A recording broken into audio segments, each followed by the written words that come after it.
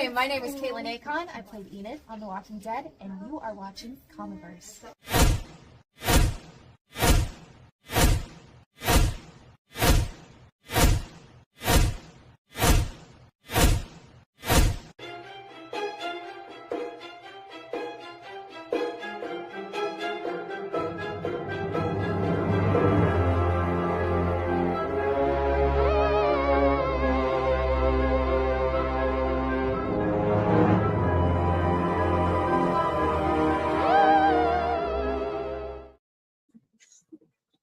Hello, everybody. Welcome to another episode of Friday Night Frights. As always, I have my co-host Matt. How you doing, brother? I'm doing great. My Doing cousin's well as got well. a TV, so I was looking up at the TV. That's cool.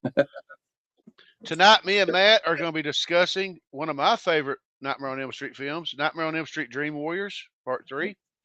I'm going to show off a few things that I got right here. I was going to show off my VHS, but I forgot to get it out of storage. But I do have it on VHS. Let's go to the chats first. We got Matt doing everything. Here we go. What's wrong, Joey? Feeling tongue-tied? And then we got 1, 2, Freddy's coming for you. Now I wish I would have got that clip of Heather Langenkamp going, where'd you get that rhyme? Where'd you hear that rhyme? 3, 4, better lock your door. 5, 6, grab your crucifix. 7, 8, better stay up late. And 9, 10, never sleep again. So, before I go to the wiki page, before we begin, Matt, what are your overall feelings when you got to watch this movie for the first time? Oh, I was like, I felt a little let down by part 2, I think.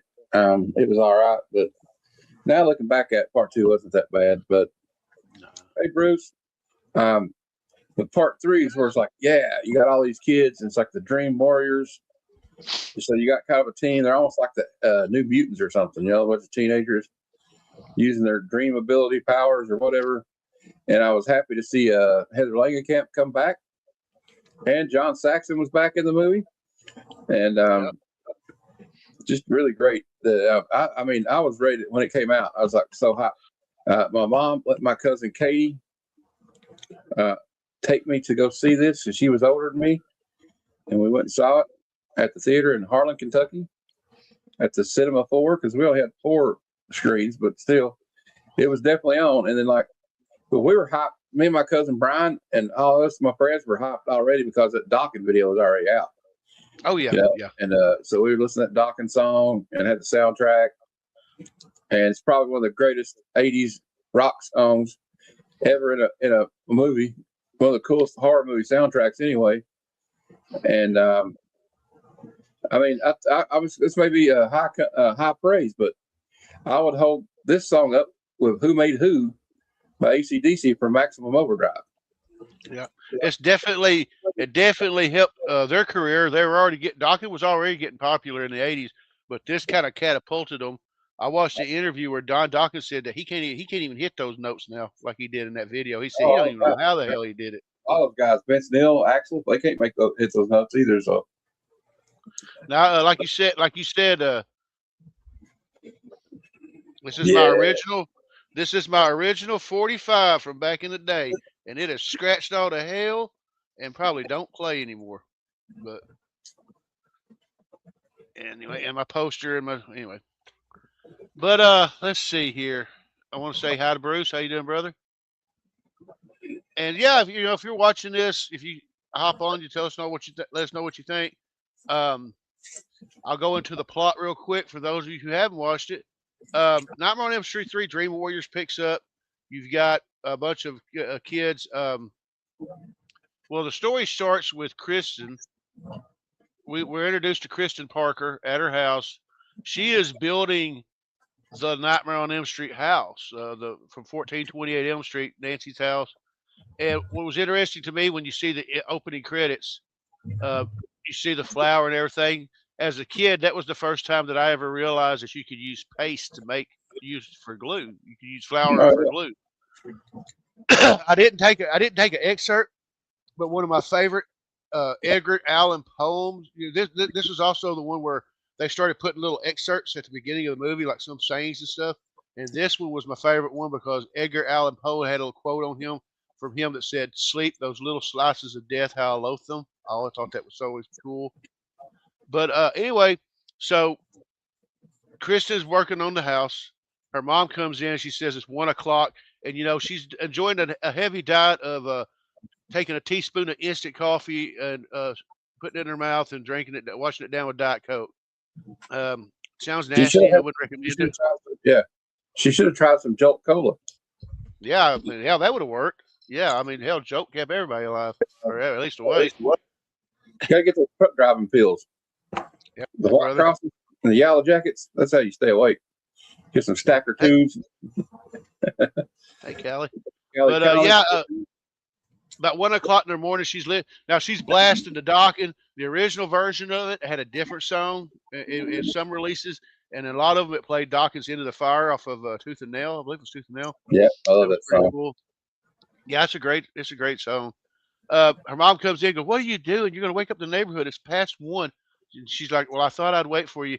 Well, anyway, she puts her to bed, and she has a dream where she's at Freddy's house, and she meets the little girl, and then the little girl rides into the house, and she follows her in, and goes down to goes downstairs, and there's a little girl again going, "This is where he takes us," and basically it's just they hear Freddy come in, and she goes, "Freddy's home," and he grabs her, or she grabs the little girl, takes off running. There's a spot where, like in Nightmare 1 with the quicksand in the stairs, where she can't run, and you see Freddy almost get her. Well, anyway, the dream, you think it ends with the little girl. Now she's a skeleton, and she's like, "Put me down, you're hurting me." And you think Kristen wakes up, and she goes to the bathroom, and the sink handle grabs her and grabs her hand, and you see Freddy in the mirror, and the other one turns into his claws. And this is what's interesting for me. This is what the people that are suffering the nightmare see. They see Freddy and everything. But for the first time ever, we see what the parents see. And when her mom opens up that door, she don't see Freddy. She sees Kristen with a freaking razor blade in her hand, slicing her wrist. So, I mean, I guess you see the other aspect of it. And he says, "Yeah, Freddy has one of the most vile backstories in his history." I agree. How you doing, Kenneth? But anyway, basically, I don't want to take too long going over too much. But Kristen ends up at Weston Hills, which a lot of people, if you remember Freddy versus Jason, Weston Hills is brought up in that. And we've got Dr. Gordon and the orderly, who's played by Laurence Fishburne. His name is Max. And during this scene, I wish I could have found a video clip, but Max is telling Dr. Gordon his theory on all the suicides lately, and he says, "Man, it's fucked up chromosomes. Parents dropped acid in the '60s, and that's why the kids are doing what they are now." And he says something about, "Well, Dr. Sims says it's all about sex. It's all because of sex, drugs, and rock and roll." And he goes, "Shit, that's what keeps people alive." So I always thought that was funny. But basically, I'm not going to go through. I won't sit here forever if I tell the whole thing. But basically, you got these kids that are at a for all intents and purposes a psych ward because they're all having trouble with sleep. They're all having trouble with sleep, and the fact that once again another trope, the adults won't listen to them, and you hear them saying, they're telling them about Freddy, but none of them will listen to them until they get a new worker by the name of Nancy Tomlinson. And all of us remember what happened to her, and she starts listening to him. And later on, after the deaths of I can't remember his name, Philip and Jennifer. Mm-hmm. That guy was there was freaky. Use him as a meat. After the deaths of Philip and Jennifer, Nancy finally tells them about her altercation with Freddy. We have a second backstory going where Dr. Gordon's talking to this person that he thinks works there. And you come to find out that, well, I don't want to spoil too much, but you got this inner working thing. She's telling Dr. Gordon how to get rid of Freddy. You got the gang trying to find out, they all got superpowers. And Yeah. Kristen can bring people in her dreams and do gymnastics, and Kincaid has strength, and Taryn is beautiful and bad, and you got this kid. What's the other kid's name? The kid in the wheelchair is a wizard master, and it's just all this really cool stuff. D&D guy. Yeah, And Robert Englund makes a cameo in this film without the makeup on too. and I missed that. Yeah. Right? No, the part where we get into the backstory about who's Freddy's mother was it not in this movie? Oh yeah, this is that's in this movie. The part where she gets locked in the cell with them. If you look when they pan out to show you all the psychos or the maniacs, they show Robert Englund's face. He's one of the lunatics. Actually, that's not in this one. That was in either part 4 or part 5. Okay, my bad. I know what you're talking about. A lot of people say that Jennifer's death is probably the best death in the whole movie, but I would say him taking this kid, because this kid liked to make puppets, and Freddy turning into the puppet and using this kid's veins as marionette strings as he's walking through. To me, that was pretty damn graphic. I know. I believe it was Australia banned this movie for 3 years because of that scene. Yeah. So I mean, it was pretty interesting. But so basically the ones that are left, Kincaid, Kristen, Kincaid, Nancy, and Taryn and Joey. Well, Joey, actually, I take it back. I'm getting things mixed up. Joey gets ambushed and kidnapped while they're in a dream, trying to use their powers, and he gets captured by Freddy. And when Nancy's talking to, just says something to Freddy, he leaves her a message. And then basically they all go in to try to save Kristen and Joey, and we see Taryn dies. We see the kid try to be the wizard master and hit Freddy with a bunch of magic, but he lets him know that he does not believe in fairy tales. And all this time, all this is going on. Dr. Gordon gets Nancy's dad and goes to where they buried the body, and they're going to do a funeral. And Freddy's body comes alive. So you got like a lot of different things going on at one time.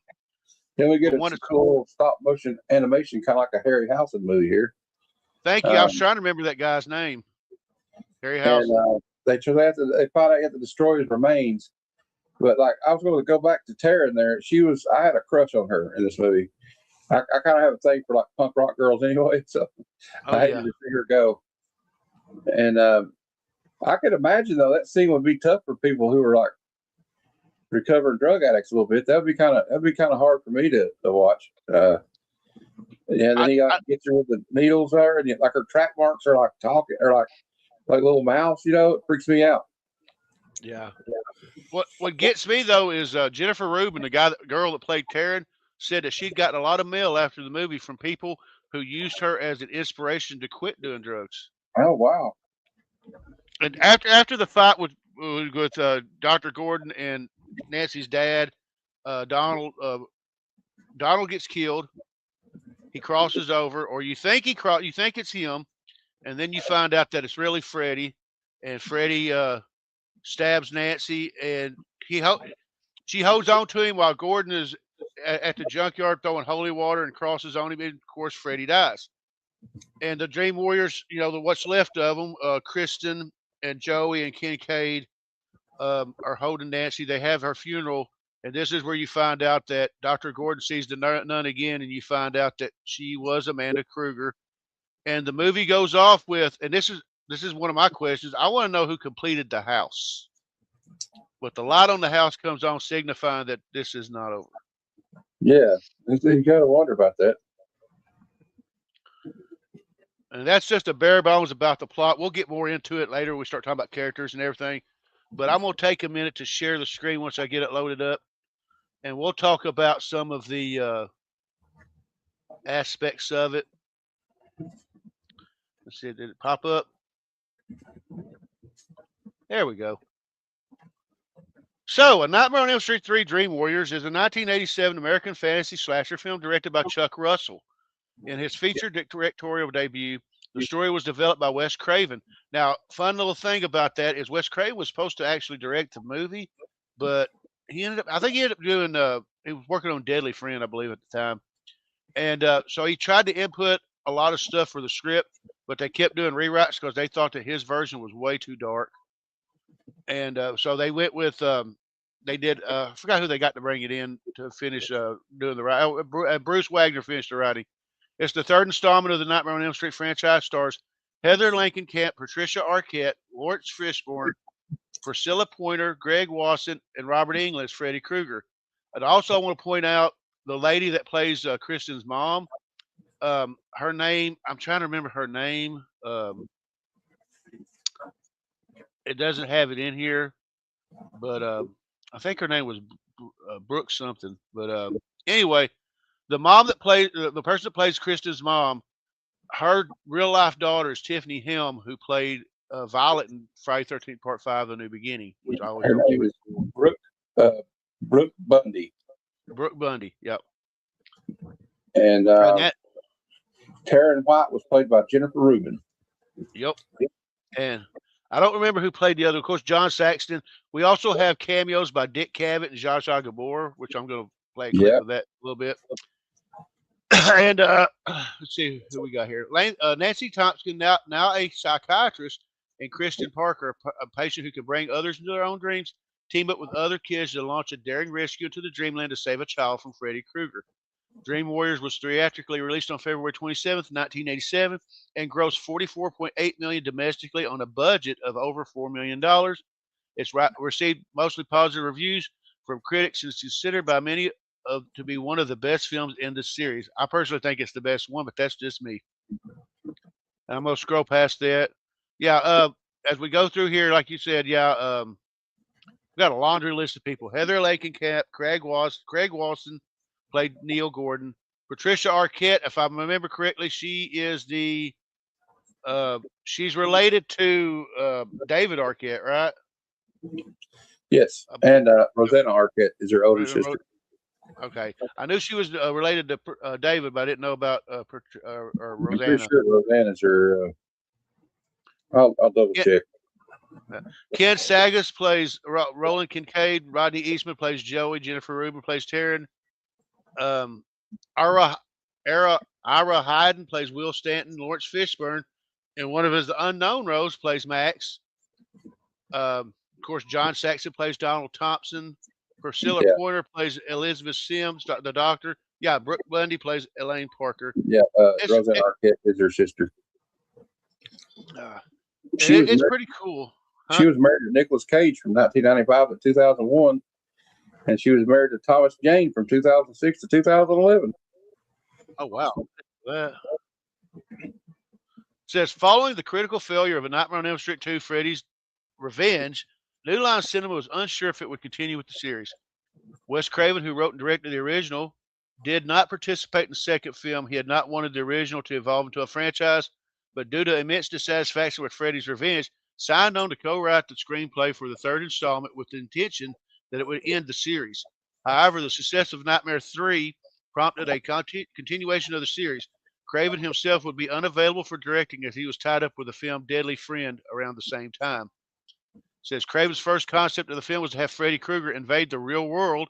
Krueger would halt the actors filming a new Nightmare on Elm Street sequel. New Line Cinemas rejected the idea, but years later, Craven's concept was brought to the screen in Wes Craven's New Nightmare. That's weird, isn't it? What do you think about that, Matt?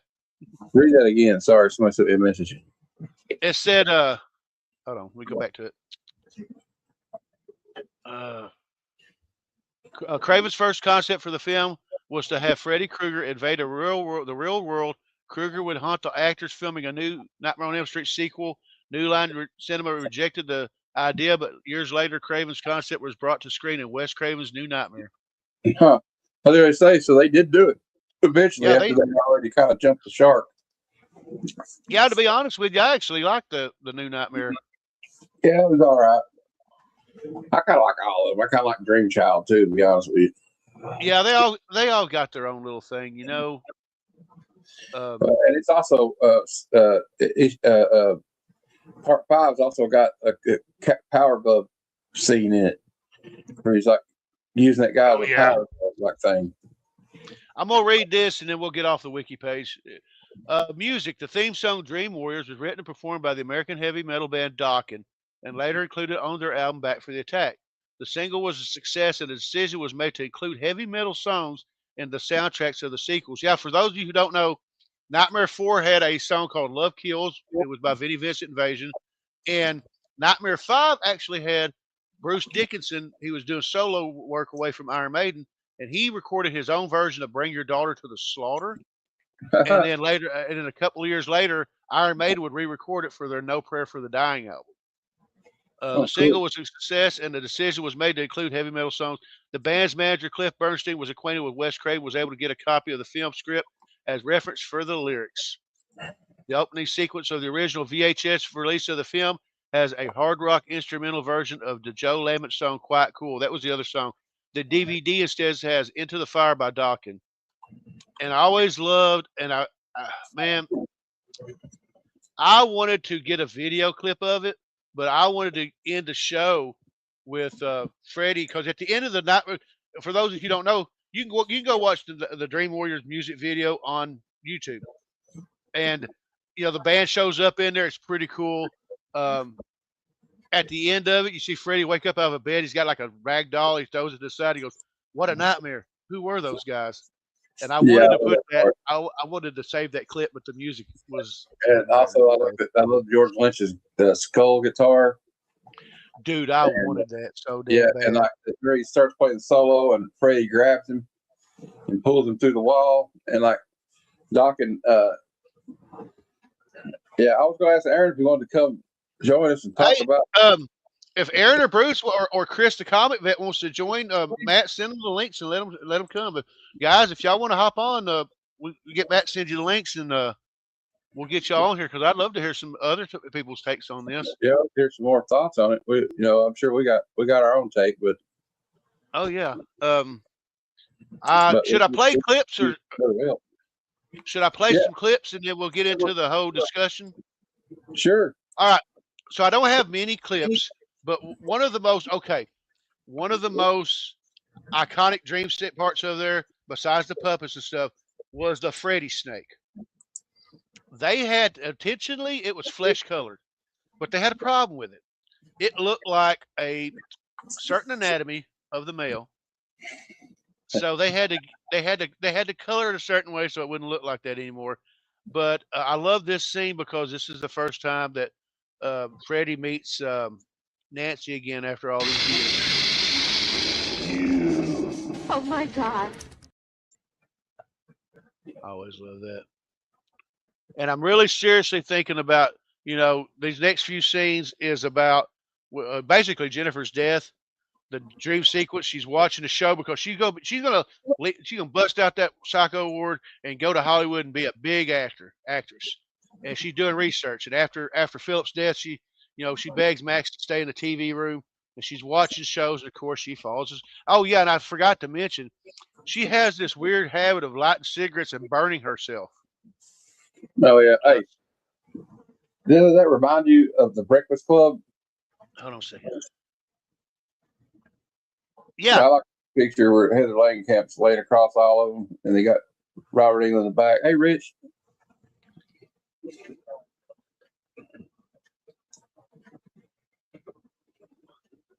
me get rid of that. All right, and then, but anyway, she's watching a talk show, Dick Cavett. Oh, hey, Aaron, how you doing, brother? Hey, that's just ended. We had to have another Dream Warrior with us to help fight Freddy. Man. I'm just working up to play some more clips. I'm fixing to play the clip where Jennifer's watching TV. She's watching Dick Cavett. He's interviewing Zsa Zsa Gabor. I may save this clip for some reason for later on, but I just really love this clip when she's talking about how you should study, and maybe one day you'll make it. And Dick said, Certainly. Who gives a fuck what you think? Whoa. Dang, dude. And at that time, Jennifer realizes she's asleep. And then, of course, we get This clip. This is it, Jonathan. Your big break in TV. And then, of course, you get to hear the line that was ad-libbed by Robert Englund. It was not supposed to be in the movie. He added it, and they kept it, and it has become synonymous. You hear it quoted everywhere now. Welcome to prime time, bitch.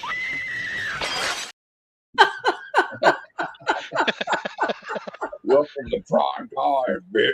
Oh man, that's hardcore. And I got 2 more clips, and I'll get done with the clips, but I love this. And I think I'm going to save this one for future. Sorry to keep you waiting. Perhaps if there was more of me to spread around. It's been a while since I can't even remember when I seen this last. And, of course, the last part when they're putting Freddie down in the boiler room, Freddie looks down at a captive Joe, and he goes, Look, all the little piggies come home. I also like doesn't like Heather at the end of it sacrifice herself? Like, hey, Rich. Yeah, she Nancy, does. I hated that, but she went out fighting, right? Yeah, she And did. And I don't have I don't know if I have a picture of that, but man, there was. Oh yeah, here we go. Yeah, yeah, we got. It's so nice. I'm gonna be honest with y'all. I'm gonna be 100% honest with y'all. When she died, I was crushed. I freaking hate her. I mean, oh my god. But let's start from the top. Now, I asked Matt about his first reactions when he saw this for the first time. What was yours? Oh, I was just a kid, and We all were. I think it was more just no, it was the first one that was a shocker, right? The first one was like, what the freak's going on, you know, like, and but by this time it was just like, you know, it was like, yeah, Freddy, you know, and it's just like it's kind of like a fun ride, right? big adventure. He was like almost at this point in the career of Freddy Krueger as a character, he was almost turned to the anti-hero of all the wisecracking and little gimmicks, you know, because like unlike it was like you were rooting for him or something. Yeah, it was just unlike Jason Voorhees and Michael Myers, he talks back to him, like he talks shit to him while he's killing them. Yeah, you know. So yeah, like, what's wrong? What's the matter, Joe? He tongue tied. Yeah, it's crazy stuff. And I grew up on the heavy metal. I grew up on Dokken and stuff, and so Dream Warriors, that chorus is forever stuck in my head. Yeah, he's got 45. I got the original 45 from my childhood. Wow, dude, you kept it, man. That's awesome. Yep. It's probably scratched the hell up, but you know, hey. Yeah, you know, that's awesome, man. That's awesome. It got some love. It had some love. You know, it was enjoyed. Like, you know, yeah. Well, you guys I got already, the album. You guys already, expressed your opinion ultimately about this movie. But is it one of your favorite Nightmare Before Christmas movies? I mean, Nightmare on Elm Street. My bad. Sorry. Yeah. Well, I haven't expressed my thoughts, but basically, I share the same thoughts as y'all. I was a kid. I was watching MTV. I saw the music video, and I saw this at the theaters when I went to go watch something else. You know, I don't even remember what other movie it was I went to go watch, but I saw this, and I went, "Holy shit! There's a new Freddy movie coming out." So you know. So I watched that, and then saw the music video by Dokken, and then that pretty much sold me. I got to go to the theater and watch it. It was the video, wasn't it? The music video from Dokken. Oh hell yeah, man! That had me hyped for it because the video was on MTV in heavy rotation. Yeah, before the movie came out, so it got all the kids and the teenagers wanting to see it. Yeah. Now, let me ask you guys a question. I kind of asked this earlier, but do you get like with all the kids in the movie that have, you know, like when they get in the dream, they have these powers to fight back, and they're called the Dream Warriors. Yeah. Did you get kind of a New Mutants like X-Men vibe from them a little bit? Yeah. Well, at the time, I didn't really compare them to that so much. I just knew it was more like the dream realm, and they were, you know, duking it out in that dream realm. So I didn't really, but I could see that now, you know. But I'm trying to figure out a way. I'm trying to figure out a way to get this camera back to where we can see all of us, and it looks weird on my end. Oh well, But we got the punk rock girl on the right. yeah, I Yeah. like her. Matters, you know. There we go. You can see us down at the bottom. I don't Yeah. know. My StreamYard got all wonky. You know, it's got them all the layouts like one on top of one underneath each other, and I can't access all of them. It does that sometimes. Anyway, yeah, but I love the movie. Like you said, it's my favorite. So let's get into let's This see. one is your favorite of the. Oh yeah, of this them all? is my favorite. This one is my favorite. Just because of his one-liners and stuff. I don't know, man. I think it's just a combination of the story itself, the special effects. Now, I say it's my favorite, but I mean I love one. I always will. Yeah, yeah. But like you get to see. You really get with this movie. You really get to start seeing the smart ass aspect of Fred. You get to see the survivors doing their best to try to fight him. Do we get his origin story in this one? Somewhat. The nun starts little telling bit. the story of The nun Amanda getting Kruger. raped and all that. Yeah,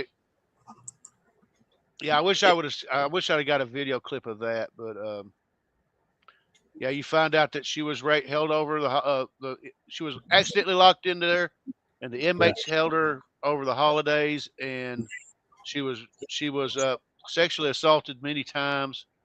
Yeah. And they found her. Something I was about. gonna say, Go ahead. I'm sorry, Aaron. Go ahead. I No, was go gonna say this was. All I was gonna say is this is the first time that he's referred to as a bastard son of 100 maniacs. ahead. Something about like purity being, like holy purity, like the power of that being corrupted, Yeah. creates monsters. Yeah. And also, if you look, I think the first thing Jennifer was watching, there's a kind of little callback. She's watching Critters. And if I remember right, in the movie Critters, they're watching Nightmare on Elm Street. Yeah. I may be wrong. I should have watched this, but Freddy wins in the end, right? Yeah. Oh, yeah. he kind of always wins in the end. Even though they put up a really good fight, right? Oh, yeah. I love the idea how they tried to put it, make it ground to earth. The way to beat Freddy was to like bury his body, and then they're doing this whole beautiful thing. Like, Freddy's always there waiting for another kid that's weak. Yeah. Yeah. To get into their dreams. Like maybe these people like defeated him this time, but he will return. And I guess that's the beauty. The beauty of him being in the dreams and not being alive is that he can come back anytime he wants. Yeah. I mean, you don't have to have a hard time explaining. Well, he got blown to pieces in the last one, like Michael Myers or something. How's he back? But with this, you've already got the supernatural thing already plugged into it. You know what I mean? Already baked in. Yeah. So, as far as casting, I'll start with you, Matt. What do you think about the cast? I thought the cast was great. You get to see some performances from some a younger Laurence Fishburne, who's one of my favorite actors. He was actually, his first movie was Platoon. He was only 14 years old. Wow. I didn't know that. Platoon, Apocalypse Now. He was 14 years old when he was cast in the role of the of Clean on Apocalypse Now. So he'd been in Hollywood for a while, and as a child actor, and he actually lied about his age to get cast by Francis Ford Coppola. But then he did a lot of like things, like he was also a Cowboy Curtis on a Pee-wee's Playhouse for a couple of seasons, and then before he started getting recognized for like Boys in the Hood, he started doing like King of New York. So yeah, but he was an established actor. So you got him, and you got a young Patricia Arquette, who her whole family's actors, right? Her mother was an actress, her older sister, her little brother David, and then you bring back Heather, and of course, you bring back Heather Langenkamp playing Nancy, and then you got John Saxon, who's one of my favorite character actors of the 70s, coming back reprising his role as Nancy's dad, the sheriff, and I don't know, you can't go wrong. It's great cast, and I liked God, what's her name again? Taryn. Actress. I've seen her in a lot of movies, and now I can't remember her name. Oh, I finally figured it out. Yay, technology. Good. Yeah, like I said, Aaron, Jennifer Rubin. Jennifer Rubin. Yeah, Jennifer Rubin. She. I may get my movies mixed up, but wasn't she in The Hand That Rocks the Cradle? Well, I know she was in the Doors, and I don't see that. What Hand That Rocks the Cradle? I don't think it was her. Okay, it may have been somebody else then. She's been she was in Screamers in 1995. It looks like she's been in a lot of weird movies. Like one called, instead of Pulp Fiction, she was in a movie called Plump Fiction. I said the wrong movie. It's not The Hand That Rocks the Cradle. It's The Crush. The Crush. Yeah, with Alicia Silverstone. Let's see. That'll be like 90s. No, Yeah. he wasn't in that. All right. Well, I was still wrong. She was. You're right. She was also on an episode of Tales from the Crypt, Miami Vice, Twilight Zone, the remake, the new series they did in '87, and The Outer Limits. A lot of like horror shows. But she's got a lot of careers, mainly B movies, but that's pretty cool. The lady I was talking about, dirty movies here, like the Once and Future Smash. That's what it sounds like to me. Roadkill, Twist of Terror, Plump Fiction, Love, Little Witches, Screamers, The Wasp Woman, Red Scorpion 2. Yeah, The Playmaker. What was The Playmaker? Yeah, it's a bunch of like, skin flicks that don't, that aren't actually go all the way, those kind of movies. But anyway, Aaron, what were your thoughts on the cast of this movie? Well, I'm pulling like a W Vogs here, my man Will. I'm just jumping on. Okay, gotcha. But go ahead. No, go ahead. You continue. No, I'll let you say. Go ahead. All I was gonna say was I like Matt said, a lot of the cast was young, new talent. That's what they love about doing horror movies. You get these young, unknown talents. Because by this time, not too many people knew who Patricia Arquette was.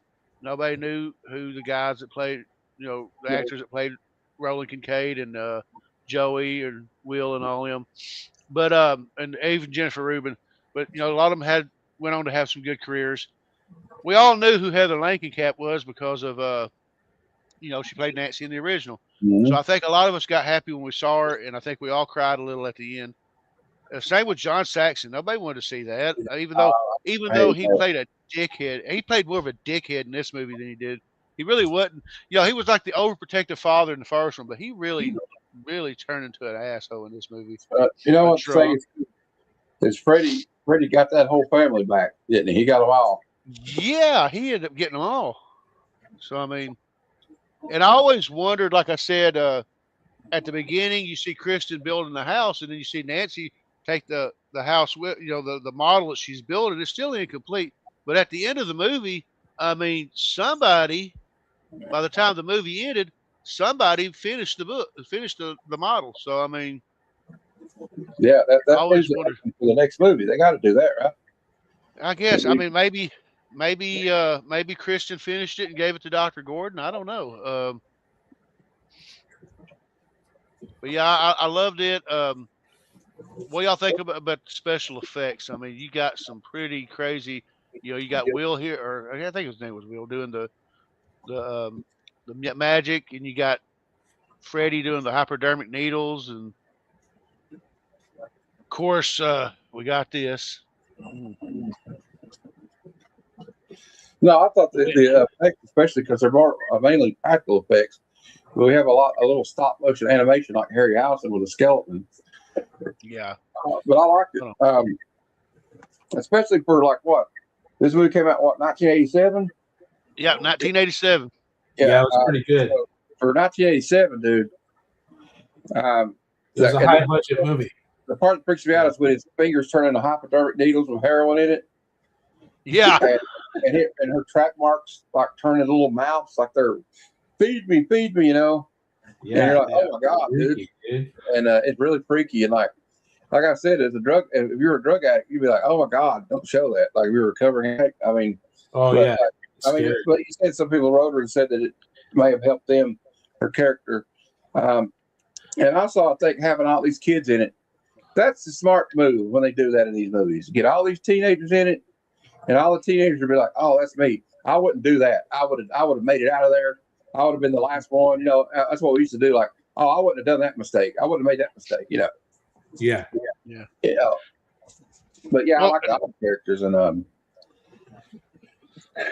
guess my favorite character was Laurence Fishburne, just because of that. Where he's like, "No, man, that's what keeps us going. That sex, drugs, and rock and roll."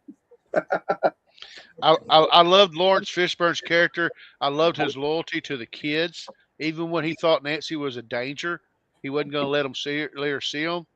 All he knew was his kids were dying, and he was trying to figure out how to stop it. You know, he didn't put much into this whole Freddy thing, but you know, and then them to find out that Nancy, you know, she's sitting in the group with them, going, "I know who's trying to kill you," and they're like, Kincaid's like, "Don't humor us. We're not in the mood."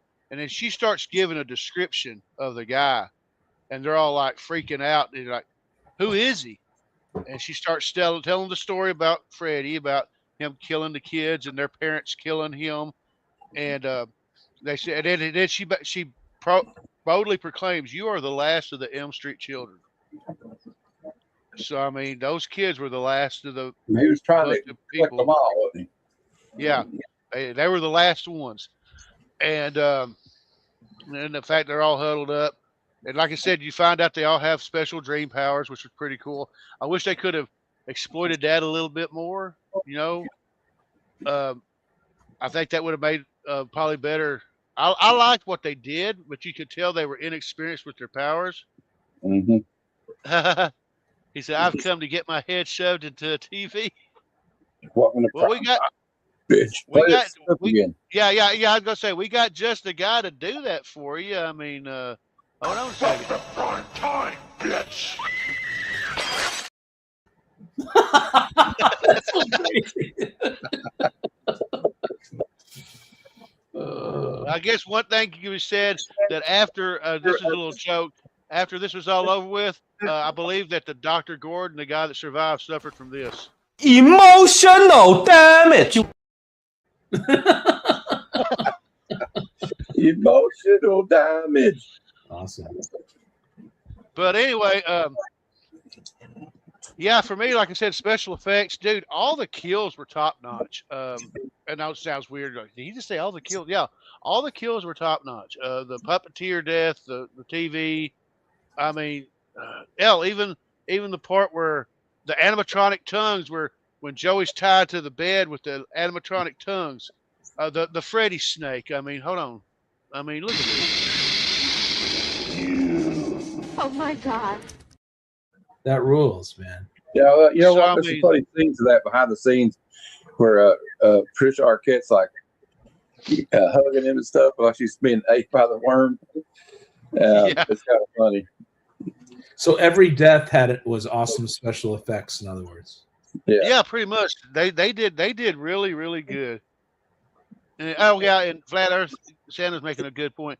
If you watch Never Sleep Again, they go through all the behind the scenes stuff for all the Freddy movies. Yep, and the people that did the documentary for Never Sleep Again also did the documentary for Crystal Lake Memories for Friday the 13th. Oh, yeah. I was really hoping they would have did one for Halloween. That would have been great. I mean, both of these documentaries are just really in depth and just hours of fun just to watch. Like you said, they do a deep dive for all the movies. So I mean, one of the greatest horror film documentaries I ever saw was the one they did about Friday 13th. It was like 6 hours long, and they it's yeah. that one. But yeah, this is a what do you call a top tier horror movie franchise from the 80s. Oh, yeah. And it still is. Like, you know, people are still hungry for Freddy Krueger. Flatter Santa just got his first appearance in a printed. It's a newspaper comic. Oh wow! You You talking about the magazine I'll or be the? back. Yeah, I'll he's be got the back. magazine like it's a newspaper. It looks like a Yeah, newspaper. Marvel Comics did 2 issues of a series that was like a magazine size. Well, no, thing. this is before that. He's got like the first appearance. Oh, okay. I didn't know about anything prior to that. I'll just let him send you a picture of it. Send him a picture of it, Santa. This was 4 years before the magazine. Okay, I didn't know that because, as far as I knew, they always counted that Marvel one to be his first appearance. Yeah. Well, this one's kind of hard to get. Don't worry, guys. I lit a cigarette, but I'm not gonna put it out on my arm. Yeah, whatever you do, don't do that. Nah. But yeah, like I said, special effects were top notch. I was gonna say who did them, and I don't remember who it said did them. It was KNOB or something like that. But by now, Robert Englund is transitioning into he's done grown accustomed to being Freddy. I mean, the man is a legend. Okay, Aaron's still here. Cool. And yeah, like I said, it's a great movie, great special effects. Overall, well, before we get to that, let's talk about the music. Now, you don't really hear a lot of music in the movie, but I mean, aside from a couple of Dawkins songs in the orchestral score, I believe there's a soundtrack for this. If there is, I've never seen it, but back then they were making in the '80s. They were making soundtracks for every movie. I mean, Okay, let's see. There's a score track. Okay, it's got the score by Angelo Badalamenti, including the opening, the nursery theme, plus iconic rock songs by Dawkins for Dream Warriors, Into the Fire, and Bruce Dickinson's The Dream Child, alongside tracks like Jay Ferguson's Quiet Cool and Schooly D's The Dream Child. so that's also got other stuff besides part 3. Yeah, believe it or not, Sinead O'Connor actually does a song for Nightmare 4 called. I don't know the name of the song. I just know the opening lyrics was "I want your hands on me." So they play it during the end credits when it's going off. Okay, well, it's got 2 songs. I guess the rest of it was a score. But they made a big deal on Nightmare 4 about Vinnie Vincent. There's a scene where when who is it? Alice? No.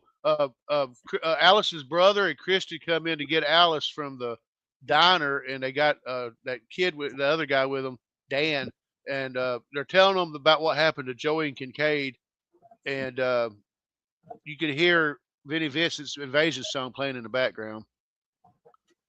But anyway, that's Nightmare 4. We're talking about Nightmare 3. So Matt, what is your overall opinion of the movie itself? It's a good slasher film.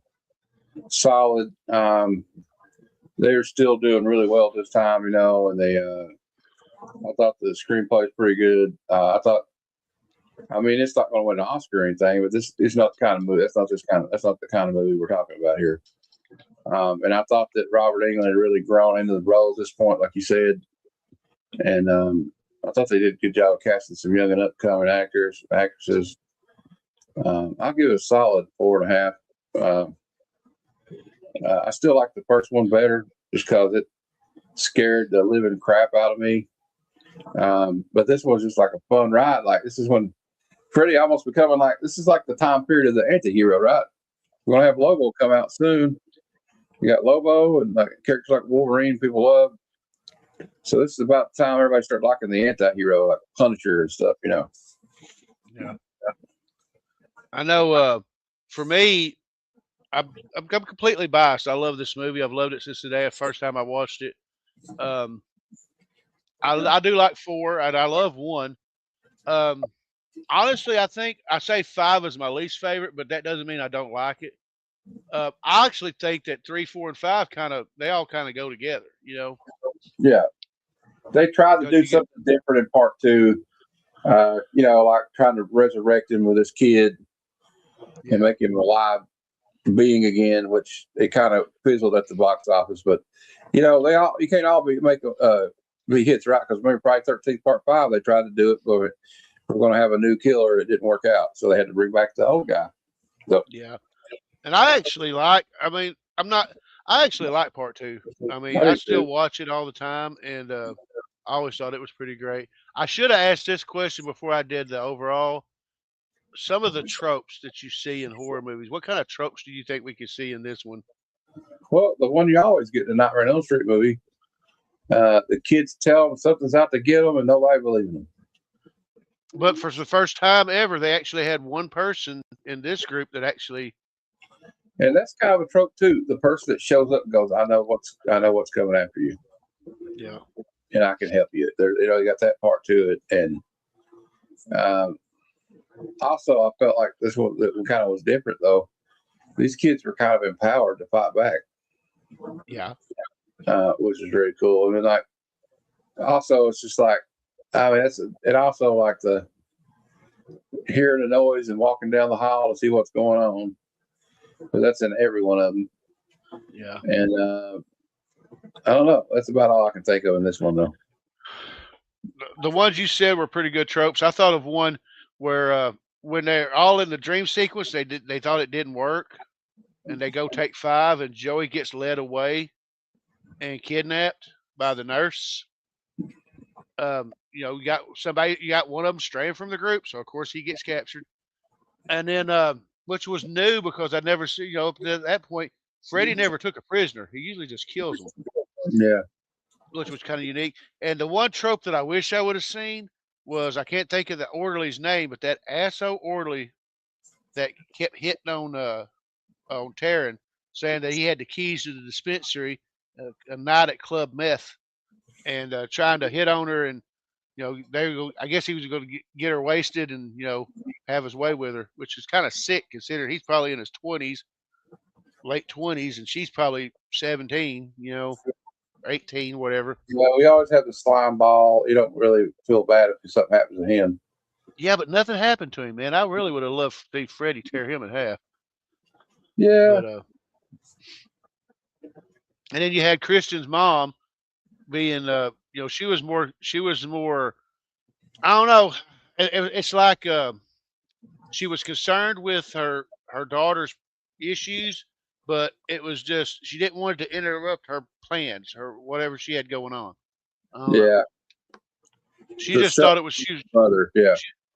She just thought she was playing games to get attention and everything, and not realizing that her daughter had real problems. So yeah, I give this one. Like I said, I'm biased. I give this one a 5. I love it so much. And I mean, that's it. I guess that's my final thoughts on the movie. If you've never seen it, buy it, check it out, watch it. Yeah, it's available to be rented for like $3.99 on YouTube or Amazon. Unfortunately, it's not on streaming right now, but you can get probably a good DVD copy of it out there for cheap. Yeah. Or Blu-ray. Yep. And there's a box set too. So, and I'm sure Apple too. That's your Apple TV probably got it for download as well. I was going to show you. I got the DVD of it, and then you said something about box set. You put it in here with the rest of them. Yeah, it shows his arm stretched out, doesn't it? Yep. Oh no, it's got his back. It's a VHS one. What I'm thinking of it. Does that? The VHS has his arm stretched out. That's pretty cool. But I guess that's gonna be it, man. That's all I got to talk about this one. I hope y'all enjoyed before this. we go though, everybody remember 1, 2, better lock your doors. Well, before we go though, let's do a little business. Matt, what you got coming up, man? Well, we got the Sunday Super Show Extravaganza new Comic Day preview show on Sunday at 6 p.m. Tony might be there if he's not working. I got to work. Oh, well, Jeff or somebody will be there. There's always somebody there. Bruce, King of Nerd, or somebody. And then me and Big Jeff will be reviewing G.I. Joe issue 5 for episode 5 of retro comic reviews. We're going to do the whole run, 1 to 155, the entire original Marvel run. We're going to review every issue once a week. We're going to do another issue. So it's going to be like a 3-year process at least. 52 weeks in every year. So if we do one every week for the entire year, we'll have at least 52 issues done. So and it's going to be, I think it's interesting. I've never really seen this done before. I guess somebody probably has on here, but we're going to do it. And it's been one of my goals to do this. I have enough of the issues that I can do it, and there's some I can read online. So, and next Friday Night Frights next week. Last week we reviewed Friday 13th Part 6, Jason Lives. Well, this week we're going to be reviewing Friday 13th Part 7, New Blood. That's right. You can watch that I'll be with him. You can watch that on the Heroes for Hire YouTube channel. Yep. And I think that movie is free on Tubi. If anybody wants to watch it and get refreshed, if they don't have a copy of it and want to watch along with us, and then we got a good week coming up. I could tell you what's coming up next week, though. We got, if you want me to. Go ahead, man. Go ahead. Go ahead. Monday at 9 p.m. Eastern for Bad Cinema, we're going to be reviewing Jim Cotta, starring an Olympic athlete. They cast as this guy who knows kung fu gymnastics or something. Yeah. And it's really interesting. Oh, and they happen to, be well-placed pommel horses and parallel bars wherever he needs to use them, which is funny. It's a Canon Pictures film. They always have pure gold. I think it's going to be like kind of Canon Pictures month because we already did the Barbarians, and then we got some more coming up too. It's going to be all Canon Pictures January, and then I got Mon Comics coming on Comic Conversations Tuesday at 7 Eastern, and then Wednesday for Good Cinema we're going to be reviewing Police Academy at 9 p.m. Eastern. So stay tuned for that. Yep. And like he said, next Friday he's going to be on his channel, Heroes for Hire Comic Club. He's going to be doing Friday 13th Part 7, The New Blood. 2 weeks from now, I'll be doing one of my buddy Tim's favorite movies, Near Dark, starring Lance Hendrickson and Bill Paxton. It's one of my favorite movies, too. Mine too. And tomorrow, hopefully, whether I get it out before I go to work or probably tomorrow night after I get home from work, I'm going to be doing a unboxing, or I'm going to show off my new comic book day pickups and my books I picked up from my comic shop. And then next Saturday, we're going to do another episode of Hanging Out with Grandpa Starscream. That'd be pretty cool. So I want to take a minute and I want to thank everybody for watching this episode of Friday Night Frights. I want to thank Matt for hanging out with me tonight as my co-host. This is a shared project that we both do. And I want to thank Aaron for popping on. I want to thank everybody for hanging out in the panel. And for those of you watching on the rewind, comment in the comments of the video if you're watching this on the rewind. Tell us your favorite scenes from A Nightmare on Elm Street 3 or just what you thought about it. I'm going to play one more clip and then we're going to get out of here because, I want to see this again. Stop the prime time, bitch!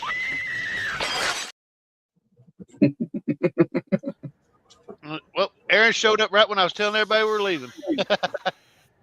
Oh, I figured you'd be in the back room for a couple minutes. Well, I'm gonna play one more video because this is an important lesson for everybody who doesn't really, if there's a killer out there and you keep prodding the bear, this is gonna happen. See, as you can see, the more you fuck around, the more you're gonna find out.